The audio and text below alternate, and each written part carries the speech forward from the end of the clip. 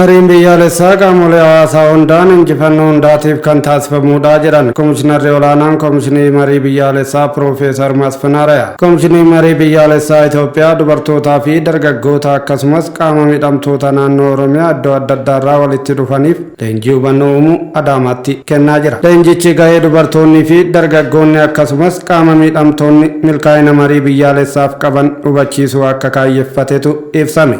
Komishinarri Olaanaan Komishinii Marii Biyyaalessaa Piroofeesar Masfin Araayaa mariin biyyaalessaa kan hundumtuu injifannoo hundaatiif qooda itti bahatudha jedhan haasaa saganticha irratti taasisaniin ምክክር ሁላችንም አሸናፊ የሚያደርግ ሌሎች የግጭት መፍቻ መንገዶች በሙሉ የፈለጋችሁትን ልትነግሩኝ ትችላላችሁ። አንዱን አሸናፊ አንዱን ተሸናፊ የሚያደርግ ሀገራዊ ምክክር ሂደት ግን ሁላችንንም አሸናፊ አድርጎ የሚያወጣ ሂደት ነው።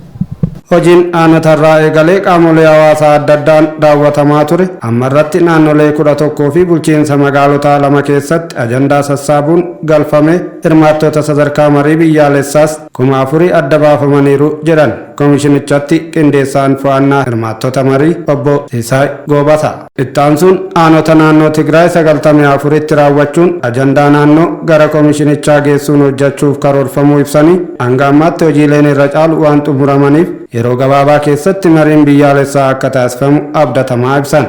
Gara fuulduraatti hojiin hafu waajjiraati naannoo Tigraay akkaataadhuma naannoo kaaniin wal fakkaatuun aanaa 94 qabdi.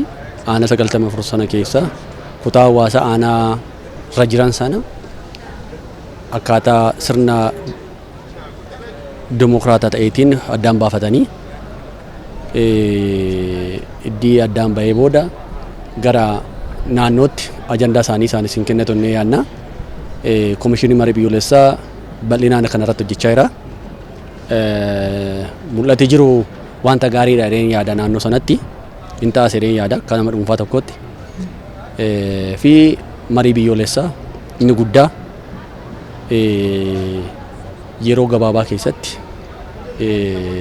ni godhama jedhee yaada. Kanarraa kan nafe wantoota xiqqoodha kan haftu malee wantoota gurguddaa kan jedhamu hagammaatti ajandaanis sassaabamee qindaa'ee qophii irra jira jechuudha marii biyyaalessaa. Leenjiin fi mariin dubartoota dargaggootaa fi qaama miidhamtootaaf kennamu kun immoo hirmaannaa ajandaa sassaabuu keessatti taasisan dabalatatti milkaa'ina marichaaf gahee isaanii daran akka baataniif yaadameeti jiran. Naannolee hundumaa keessatti dargaggoota, dubartoota fi qaama miidhamtoota naannoo 200tti siqanii naannoo hundumaa keessatti godhamee jira.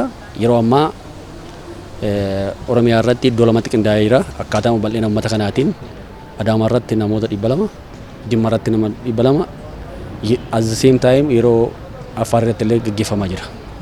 Kuni hirmaachisummaa komishinichaa hagam akka ta'e agarsiisuu fi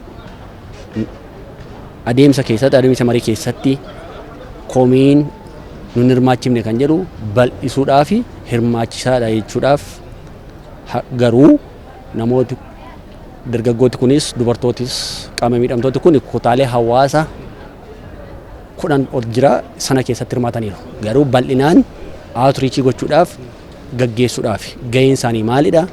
Marii biyyaalessaa keessattis qooda isaan qabani bal'isuudhaaf.